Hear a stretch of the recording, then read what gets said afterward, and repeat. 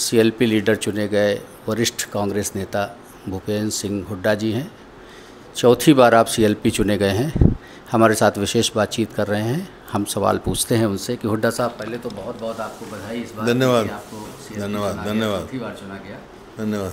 कांग्रेस ने करीब 1 साल इस पर चिंतन और मंथन किया और इसके बाद आपको ये दायित्व दिया है। तो पहली प्रतिक्रिया जो आप देना चाहें इस पर। नहीं, वो तो जब ये चुनाव हुआ उसके बाद विधायकों ने प्रस्ताव करके दे दिया था, हाईकमांड पर छोड़ दिया था। लेकिन हाईकमांड शायद चाहती थी सब पहले जिले के प्रधान बन जाए, 11 साल से संगठन नहीं था, और पीसीसी का सब इकट्ठा फैसला हो जाए। लेकिन बहुत ज़्यादा वक्त नहीं ले लिया कि मंथन चिंतन किया, लेकिन लग तो ऐसा रहा था कि जैसे कि जो कुछ कांग्रेस के पास है, सबसे बड़े नेता के रूप में आप ही हैं, तो ऐसी परिस्थिति तो दिख नहीं रही थी कि किसी और का नाम आ जाएगा, इतनी जल्दी आ जाएगा। लेकिन आपको ये दायित्व तो देना ही था, तो इतना वक्त क्यों लगा दिया? नहीं, बताया ना मैंने, सारा जो संगठन को, पीसीसी को, पीसीसी के उनको इकट्ठा ही करना चाहते थे। पहले जिले के प्रधान बनाना चाहते थे ताकि जिले के प्रधानों का फैसला हो जाए। अच्छा, अभी आप सदन में नेता के रूप में तो आप ही बहुत सारे सवाल सैनी सरकार से पूछते आए हैं, बड़े मुद्दे जो जनता के हैं वो भी उठाते आए हैं। तो अब आधिकारिक रूप से सीएलपी घोषित हो जाने के बाद में किन चीज़ों पर आप मुख्य रूप से फोकस करेंगे? नहीं, पहले भी उससे कोई फ़र्क नहीं था। पिछले उसमें विधानसभा चुनाव में भी हम हर मुद्दा उठाया, जैसे कानून व्यवस्था पर एडजमेंट मोशन लेके आए, बेरोज़गारी है, कानून व्यवस्था है, इसी प्रकार से हर मुद्दे उठाते। महंगाई है, लोग, किसान को तकलीफ़ है, किसान का जैसे फ्लड में नुकसान हुआ उसकी कंपनसेशन की बात है, प्रधानमंत्री बीमा योजना है जो विफल है। मतलब सरकार का कोई भी जो है फैसला जनहित का कोई नहीं है अब तक का।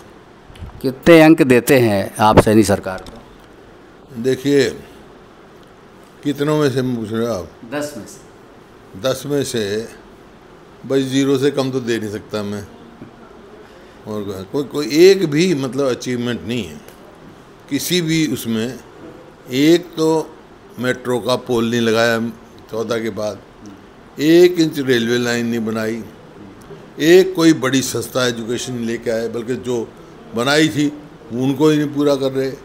कोई भी एक चीज़ नहीं, कोई नहीं लेके आए। लेकिन खैर कांग्रेस पे लौटते हैं। लेकिन कांग्रेस में प्रदेश अध्यक्ष बदल गए और आपके पूर्व मंत्री राव नरेंद्र सिंह जी रहे।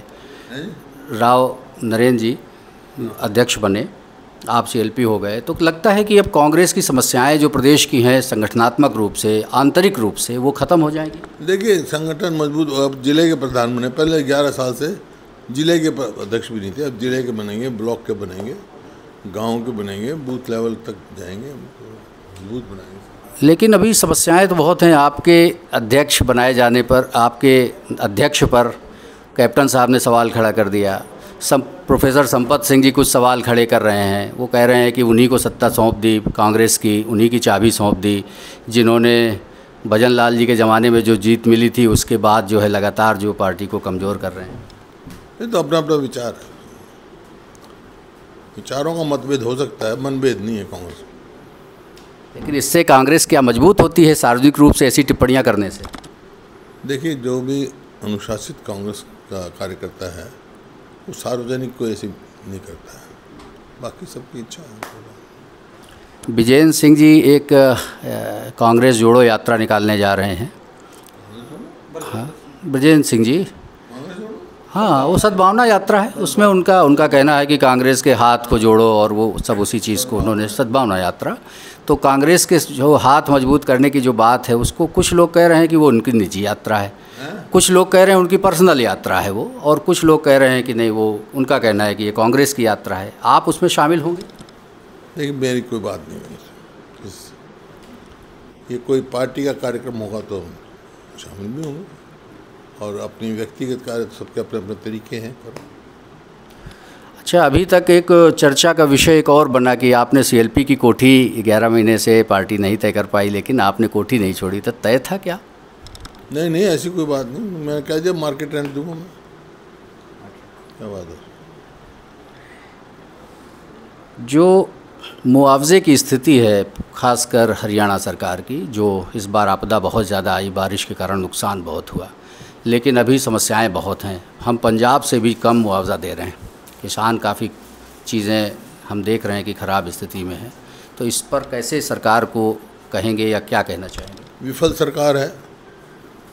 इसमें सरकार ने जो ये पोर्टल में फंसा रखी है, पोर्टल में क्षतिपूर्ति करो, पोर्टल से अनाज मंडी में ले जाओ, पोर्टल से मतलब सब ऐसे ही फंसा रखी है, कोई मायने नहीं इन बातों का। और उसकी वजह से आपको पता होना चाहिए लाखों टन जो है आवक हुई है, लेकिन उठान कम का हुआ है और किसान भुगतभोगी है।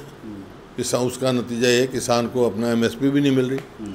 धान पे भी 300, 400, 500 रुपये कम तक एमएसपी मिल रही है। तो ये कोई वो नहीं है, ये विफल सरकार है, कोई भी इनकी कामयाब नहीं है। सैनी सरकार ये दावा कर रही है कि आपके ज़माने में खर्ची पर्ची बड़ा ज़ोर शोर से उठाते हैं वो मुद्दा, और कहते हैं कि 60,000 नौकरियां हमने बांटी हैं। क्या इसमें सच्चाई आपको लिखती है? कोई सच्चाई की बात तो ये है कि इनके सरकार के टाइम में HPSC के दफ्तर से करोड़ों रुपए पकड़े गए। इससे वो बात छुपाने के लिए ऐसी बात कहते हैं अपनी कमजोरी। करोड़ों रुपए HPSC के दफ्तर में पकड़े गए, और जो सबॉर्डिनेट सर्विसेज कमीशन के चेयरमैन को इनको देना पड़ा नोटिस। एक और मुद्दा आया कि अभी जो AGL का मुद्दा छेड़ा है, और उसमें कोर्ट में जाके ये कहा है कि ये जो है, जो इतने समय से ट्रायल रुका हुआ है, इसको आप ट्रायल जो रुका हुआ है उससे जो है न्याय नहीं हो पा रहा है। अभी कोर्ट गई है ED, तो उसको लेकर के आप कैसे देखते हैं? क्या ये घेराबंदी है या कुछ और है? देखिए, मैं कह चुका हूँ कि सब जुडिस है, उसमें कुछ नहीं कहना, लेकिन राजनीति प्रतिशोध से कोई कार्य नहीं होना चाहिए। तो कांग्रेस जिस तरीके से विपक्ष के तौर पर सड़क पर दिखनी चाहिए, बहुत सारे मुद्दे हैं, आप गिना रहे हैं कि सरकार तो माइनस मार्किंग की तरफ है, कोई 0 नंबर भी नहीं देना चाहते, तो माइनस मार्किंग वाली सरकार के खिलाफ कांग्रेस सड़क पर क्यों नहीं नज़र आती? सड़क पर क्यों नहीं आती? सड़क पर नहीं आती तो इतनी वोट कैसे आती? आपको नहीं दिखता, आप सड़क पे नहीं देखते। देखना, कल भी देखना, यहाँ पे 4 तारीख को भी देखना, हर जगह हमारे कार्यकर्ता वो कर रहे हैं, संगठन बना है, पूरे जोर शोर से लगे हुए हैं। लेकिन जनहित के जो मुद्दे हैं, जैसे गड्ढे, सरकार ने कहा कि सब भर जाएं, कहीं गड्ढे भरे नहीं गए, कहीं बहुत सारी जगह अलग अलग तरीके की समस्याएं, जो जनता के सीधे जुड़े हुए मुद्दे हैं, उनमें कई बार केवल बयानबाजी तक रह जाती है। कुछ तो शरारती तत्वों ने आपके भी लगा दिए कि वो लापता हो गए हैं, इस तरीके की बातें भी उछालने की कोशिश की। ये तो आपकी सोच है, लापता होगी, मैं तो यहीं रहता हूँ। ये इजाद जो है ना, कहानियाँ आप लोग गढ़ते हो। नहीं, नेता कर रहे हैं, सड़क पे नेता कर रहे हैं। अब हम से नेता कैसे नेता, किसका लेवल भाई?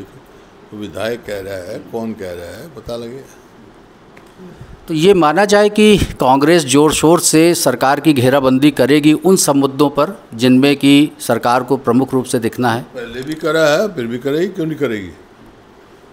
जो लोगों ने फैसला किया है, जहाँ पे भी हमारे को सरकार में भेजा, सरकार में अच्छा काम किया है, विपक्ष भेजा, विपक्ष की अपनी जिम्मेवारी निभाएंगे। आखिरी सवाल है ये आपसे कि क्या राव नरेंद्र सिंह जी के और आपकी इस जोड़ी से, जो कांग्रेस के भीतर अभी भी कहते हैं कि बहुत सारे गुट हैं यहाँ पर, क्या ये ख़त्म हो जाएंगे इस बार? ये आपकी इजाज़त है। ये गुटबंदी कोई नहीं है कांग्रेस में। कांग्रेस एक है और कांग्रेस एक ही रहेगी, एक थी।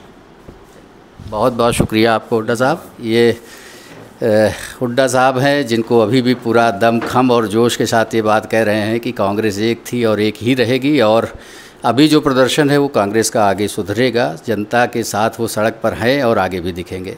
अगर आप ये वीडियो YouTube पर देख रहे हैं तो हमारे चैनल को सब्सक्राइब करें और बेल आइकन को दबाना ना भूलें। अगर आप Facebook पर ये वीडियो देख रहे हैं तो हमारे पेज को लाइक करें।